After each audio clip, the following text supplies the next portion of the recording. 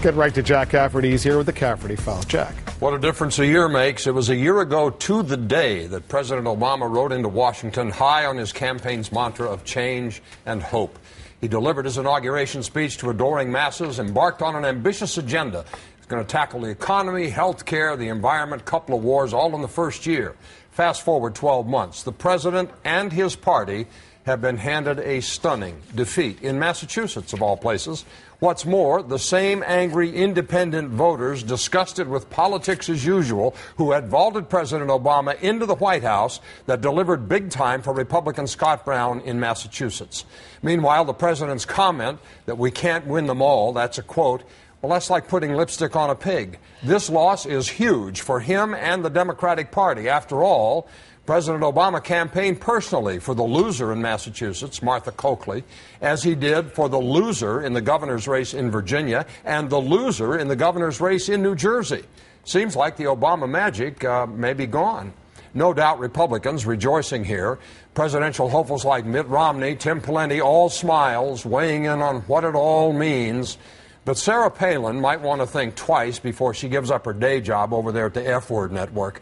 A new CBS News poll shows a whopping 71% of Americans, including 56% of Republicans, don't want Sarah Palin to run for president in 2012.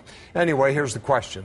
What does a Republican victory in the bluest of blue states mean for the rest of President Obama's first and perhaps only term? Mary writes it ought to show the president that people vote for candidates who listen to them and address their needs and issues, just like he did when he ran for president. Now it's business as usual. Every vote in the Congress sold to the highest bidder. Will Mr. Brown be the exception? Probably not. It's one part of the status quo our president's powerless to change. Judy in North Carolina writes, Obama will remain a failed president until he and the Democrats in Congress understand, if ever, that if Americans are working at good jobs, most of the rest of the problems go away. Bill Clinton's the last Democrat who understood that.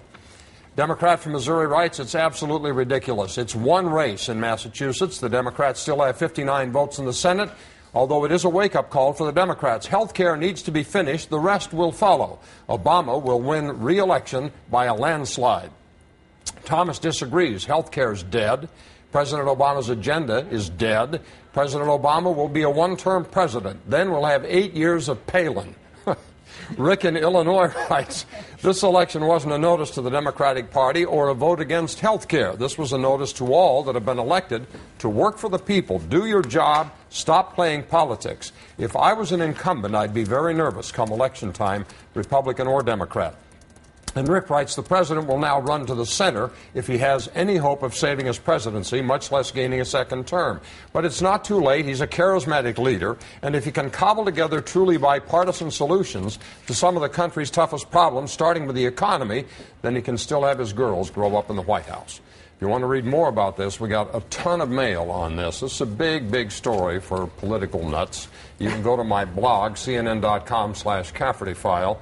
And there's stuff there that you can read right on through the weekend, I suppose. A lot of mail.